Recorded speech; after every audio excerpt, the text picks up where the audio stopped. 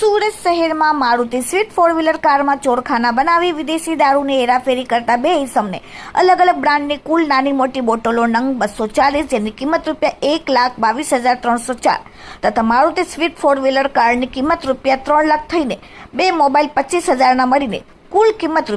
₹4,47,304 ની મતાના મુદ્દામાલ સાથે પકડી પાડીને નોંધપાત્ર કેસ શોધીને સુરત શહેર સચિન પોલીસે પ્રશંસનીય કામગીરી કરેલ છે.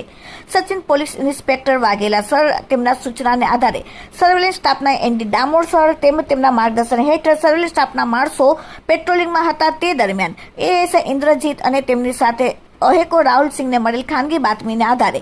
એક ઇસમ રાહુલ અજીતભાઈ સેલર ઉંમર 26 રહેવાસી ગોવિંદ્રનગર સોસાયટી પેટ્રોલ પંપ સામે જહાંગીરપુરા સુરત અને બે ધ્રુવ પટેલ ઉંમર 26 રહેવાસી પલબેટ એપર્ટ સારોલી ચેકપોસ્ટ સામે જહાંગીરપુરા સુરત વાળા અને પલસારા હજીરા જતા નેશનલ હાઈવે 53ના ટોલ નાકાની આગળ રોડ ઉપરથી એક ગ્રે કલરની Maruti Swift four wheeler car number J05 RM 1534માં વગર પાસ પરમિટે ગેરકાયદેસર રીતે ભારતીય બનાવટની વિદેશી દારૂની કુલ નાની મોટી બોટલો ગાડીમાં પાછળ લાઇટમાં તથા બોનેટમાં ચોરખાના બનાવીને દારૂની કુલ નંગ 240 બોટલ